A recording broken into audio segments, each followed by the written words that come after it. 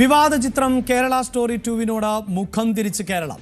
Release ചെയ്ത പല തിയേറ്ററുകളിലും ഒരു സീറ്റ് പോലും ബുക്ക് ചെയ്യാത്ത സാഹചര്യമാണുള്ളത്. ഇതോടെ കൊച്ചിയിൽ അടക്കം ആദ്യ ഷോ റദ്ദാക്കി. പാൻ സിനിമാസിലെ ഷോയാണ് ആളില്ലാത്തതിന് റദ്ദാക്കിയത്. തിരുവനന്തപുരത്തും സമാനമായ സാഹചര്യം തന്നെയാണ്. ഇതിനിടെ കേരള സ്റ്റോറിക്കെതിരെ യൂത്ത് കോൺഗ്രസ് പോലീസിൽ പരാതി നൽകിയിട്ടുണ്ട്. യൂത്ത് കോൺഗ്രസ് സംസ്ഥാന ജനറൽ സെക്രട്ടറി അഡ്വക്കേറ്റ് ആബിദ് അലിയാണ് പരാതി നൽകിയത്.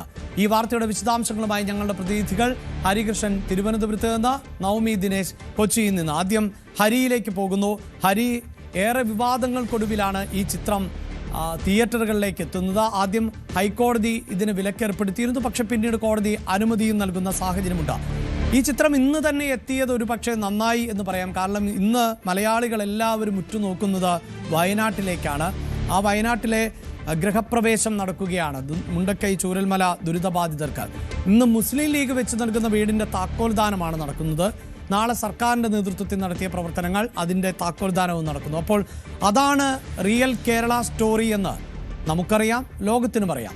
പക്ഷേ ഈ വിദ്വേഷം നിറയ്ക്കുന്ന ടീസറുകൾ കാണുമ്പോൾ തന്നെ വെറുപ്പുളവാക്കുന്ന തരത്തിൽ കേരളവുമായി ഒരു ബന്ധവുമില്ലാത്തൊരു ടീസറാണ് പുറത്തു വന്നിരുന്നത്.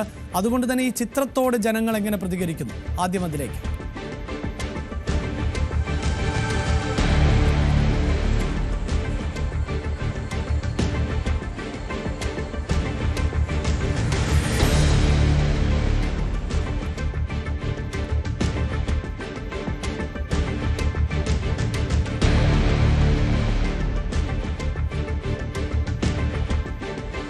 ഒന്നാമത്തെ കാര്യം, അഭിലാഷൻ, ഞാനിവിടെ രാവിലെ 10 മണിക്ക് വന്നതാണ്. ഇവിടെ കേരള സ്റ്റോറിയുടെ ആദ്യത്തെ പ്രദർശനം 10:45 ആരംഭിക്കുന്നത്. അപ്പോൾ ഈ 45 മിനിറ്റായിട്ട് വെയിറ്റ് ചെയ്തുകൊണ്ടിരിക്കുകയാണ്. ഞാനിപ്പോൾ തിരുവനന്തപുരം ഗ്രീൻഫീൽഡ് സ്റ്റേഡിയത്തിൽ തിയേറ്ററിലാണ് നിൽക്കുന്നത്.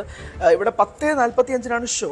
അപ്പോൾ ആരെങ്കിലും വരും എന്ന് പറഞ്ഞ് വെയിറ്റ് ചെയ്തിരിക്കുകയാണ്. സാധാരണയായി കൊച്ചിയിലൊക്കെ നമുക്ക് കാണാം, പോലീസ് സന്നാഹം ഉൾപ്പെടെ ഷേണാസ് തിയേറ്ററിന് മുന്നിൽ നിൽക്കുന്നതാണ് നമ്മളിപ്പോൾ ഏറ്റവും ഒടുവിൽ മനസ്സിലാക്കുന്നത്. പക്ഷേ ഇവിടെ പോലീസ് പോയിട്ട് ഒരു മനുഷ്യൻ പോയിട്ട് ഒരു ഈച്ചക്കുഞ്ഞു പോലും ഇല്ലെന്ന് വേണമെങ്കിൽ തന്നെ പറയാം. ഇവിടെ വേറെ സിനിമകളൊക്കെ കാണാൻ ആളെത്തിയിട്ടുണ്ട്. പക്ഷേ ഇവിടെ തിരുവനന്തപുരത്താണ് ആദ്യ ഷോ, ആദ്യ പ്രദർശനം ഇവിടെ ഈ തിയേറ്ററിലായതുകൊണ്ട് സ്വാഭാവികമായിട്ട് നമ്മളിവിടെ വരുമല്ലോ, എന്താണെന്ന് അറിയാം. പക്ഷേ കാണാവുന്നത് പോലെ തന്നെ ഇവിടെ ഉണ്ടായിരുന്ന 10:45 ഷോ ക്യാൻസൽ ചെയ്തു.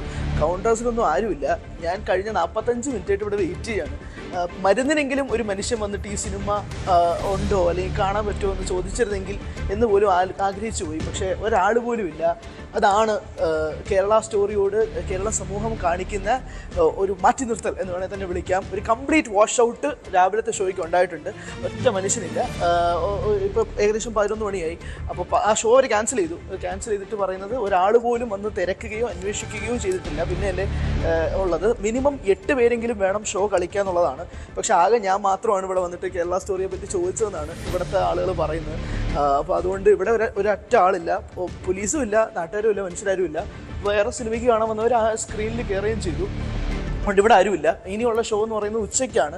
ഇനി അവിടെയും സമാനമായ സാഹചര്യം തന്നെയാണ്. ഇന്നലെ കുറച്ച് തിയേറ്റേഴ്സിൽ രാത്രി 10 മണിക്കോളം ഷോ ഉണ്ടായിരുന്നു, അതും ക്യാൻസൽ ചെയ്തു. ഇന്ന് രാവിലെയും ക്യാൻസൽ ചെയ്തു. പിന്നെ അതിനുശേഷം ഇനി ഉച്ചയ്ക്ക് ആരെങ്കിലും വരുമോ ഇല്ലയോ എന്നൊന്നും നമുക്കറിയത്തില്ല. എന്തായാലും നിലവിലത്തെ സാഹചര്യ പ്രകാരം ഈ തിയേറ്ററിൽ ഒരു മനുഷ്യനും ഇല്ല, ഈ സിനിമ കാണാൻ വേണ്ടിയിട്ട് ആരുമില്ല. ഇപ്പോൾ പറഞ്ഞതുപോലെ തന്നെ യഥാർത്ഥ കേരള സ്റ്റോറി ഇവിടെ വയനാട്ടിൽ നടക്കുന്നുണ്ട്. അതാണ് നമ്മുടെ യഥാർത്ഥ കേരള സ്റ്റോറി. ഇനി ഇവിടെ തിയേറ്റേഴ്സിൽ വന്നിരിക്കുന്ന കേരള സ്റ്റോറി കാണാൻ ഒരു മനുഷ്യനും ഇല്ല. ഒരു ഈച്ചക്കുഞ്ഞു പോലും ഇല്ല എന്ന് വേണമെങ്കിൽ തന്നെ പറയാം. കുറച്ച് നേരം കൊണ്ട് നോക്കുന്നുണ്ട്, ആരും വന്നിട്ടില്ല.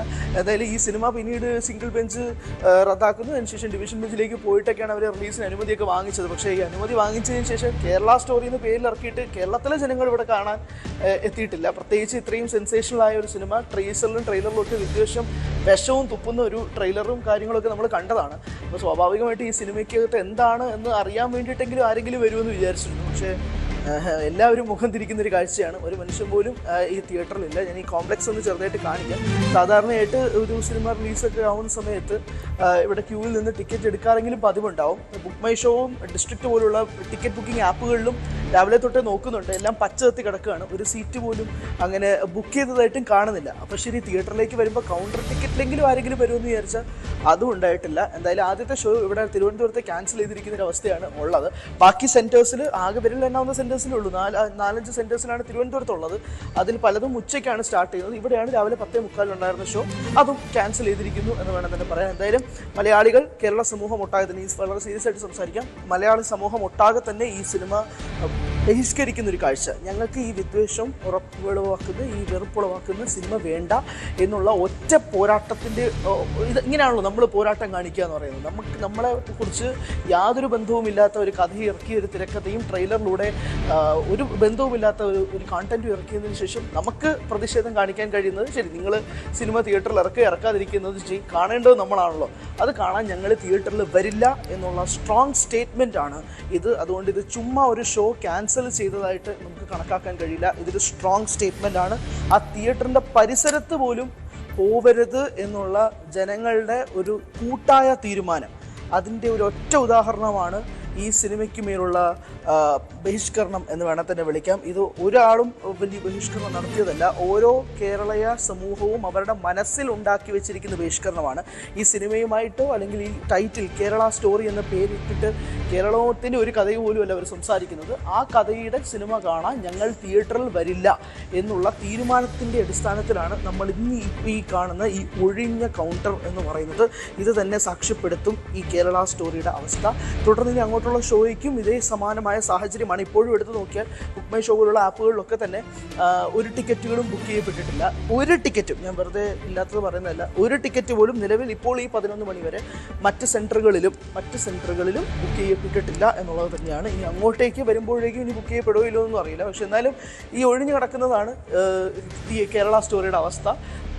ഷോ ക്യാൻസൽ ചെയ്തിരിക്കുന്നു. ഇനി തുടർന്ന് അങ്ങോട്ട് ഉച്ചയ്ക്കൊക്കെ ഷോ ഉണ്ട്. അവിടെയും ഇപ്പോൾ സംസാരിച്ചപ്പോഴും ഒരു ടിക്കറ്റ് പോലും ബുക്ക് ചെയ്തിട്ടില്ല എന്നുള്ളതാണ് പറയുന്നത്. എന്തായാലും അതാണ് തിരുവനന്തപുരത്തിൻ്റെ അവസ്ഥ. അഭിലാഷ്, ഒരു ഈച്ച പോലും ഇല്ല. യെസ്, തിരുവനന്തപുരത്ത് ഗ്രീൻഫീൽഡ് സ്റ്റേഡിയത്തിൽ നിന്നാണ് ഹരി ആ ദൃശ്യങ്ങളടക്കം നൽകിയത്. ഹരി സൂചിപ്പിക്കുന്ന പോലെ രാവിലെ തന്നെ ഹരി അവിടെ എത്തിയതാണ്. ആരെങ്കിലുമൊക്കെ സിനിമ കാണാൻ വരുമോ എന്നറിയാൻ. ഹരിക്ക് ബീഫും പൊറോട്ടയും ഇഷ്ടമാണോ എന്നൊന്നും എനിക്കറിയില്ല. എന്തായാലും ഏറെ ബോറടിച്ചിട്ടുണ്ട് ഹരി എന്നത് ഹരിയുടെ ആ റിപ്പോർട്ടിങ്ങിൽ തന്നെ വ്യക്തമാണ്. അതുകൊണ്ട് നല്ല ചൂട് പൊറോട്ടയും ബീഫും ഒക്കെ ഇഷ്ടമാണെങ്കിൽ അത് കഴിച്ച് തിരികെ പോരേണ്ട അവസ്ഥയാണ് ഇപ്പോൾ ഹരിക്കുള്ളത് എന്നാണ് മനസ്സിലാക്കുന്നത്. കൂടുതൽ വാർത്തകൾക്ക് News 18 Keralam YouTube channel subscribe ചെയ്യുക.